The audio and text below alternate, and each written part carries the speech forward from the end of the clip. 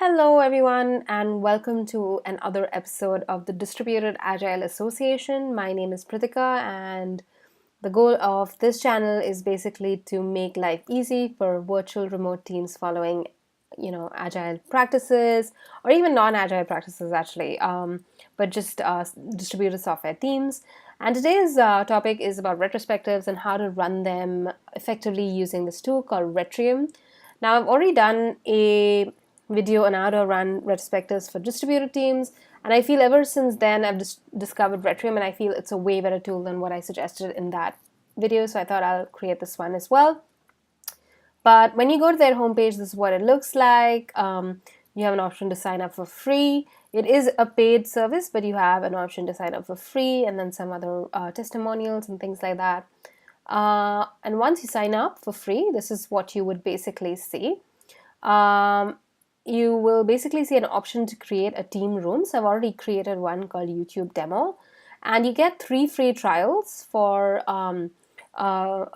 teams greater than 3 people. So if you click here, you can sort of see that they allow you to have a retrospective. For more than 3 people, they sort of counted against the 3 free retrospectives. But if it's below 3 people and you're just testing it out, they don't actually consider that.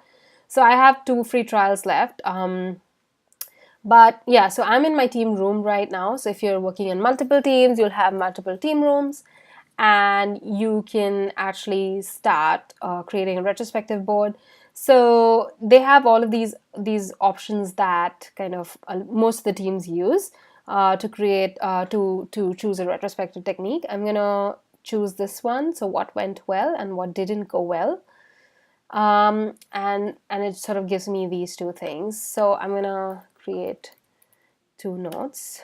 Note 2, and then note 3, and then the same with note 1, note 2, and note 3. All right, so I've just created some little sticky notes in here, and you can actually send. So they have various security options, but basically you can actually send this URL to your team, and they can actually view this as well. So you will see different colors for different team members. So for me, it's showing pink, but for another team member, it might show orange or green or red or whatever.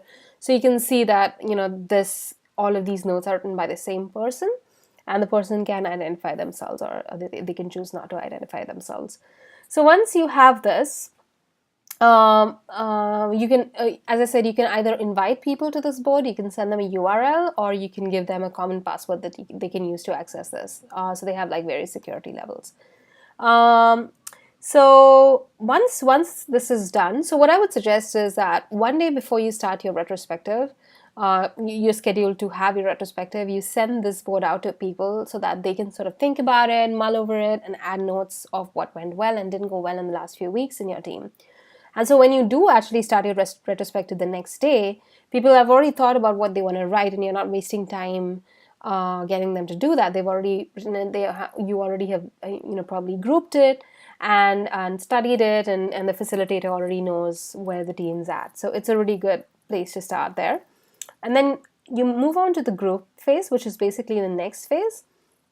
And this is a really great option because it will sort of allow you to sort of move stuff around. You can actually group things together, group sticky notes together, if they're all speaking about the same thing. So that is a really clever thing to do. And then the next phase is the vote phase, in which people get to vote on what topic they want to discuss. So if your retrospective, if you have 20 different sticky notes and your retrospective is only scheduled to be about 40 minutes, then you obviously cannot discuss all of the items here. And so people can actually vote on the things that they actually want to talk about. And then based on that, you can actually discuss the topics which have the highest votes. That's really neat. And then you move on to the discuss phase, and this is my favorite one just because it makes it so clear to everybody what is in sticky note that's being discussed right now. So when you actually move on from one phase to another, everybody else viewing this page from this URL will also see the changes happen. So it's really seamless. Everybody sort of knows exactly what's happening, and so you can move on to the next topic. If your team is sort of co-located, you're sitting in the same room, you can actually project this on a big monitor and move on to the next topic. So it's really, really neat the way this works. I love this. And another cool thing that you can do is while you're discussing this, you can actually create an action item. So new action item. And I've actually created an action item. So you're doing that on the side as well as you sort of go through all of the topics. So once I'm done with all of the topics or the sticky notes that I wanted to discuss as a team, we can finish the retrospective. It gives you all of the action items in one place. I think you can assign action items to people. I'm not 100% sure, but it does give you all of this action plan at the end. You can add any final updates and things like that. You can say, hey, all of these are the action items. Maybe create cards and add it to your Jira wall or Trello wall or whatever. And also discuss them further if need be, who's signing up for which action item and all of those things you can discuss here. And then you end the retrospective. So it's just a really, really, and then once you end the retrospective, you can actually access this URL and say, all right, this action item is done. And so you can keep track of that ways as well. So I think it's a really, really neat tool for running retrospectives for any sort of team, even if it's not a distributed team, even if it's a co-located team. I think it's a really neat tool, and it's much better than sticky notes and things like that, in my opinion, and much faster to run as well. So I hope you like this video, and if you have any questions or comments or feedback, my contact information is down below in the description box, and if you would want to discuss anything further, I'm always open to that. All right, guys, thank you. Bye.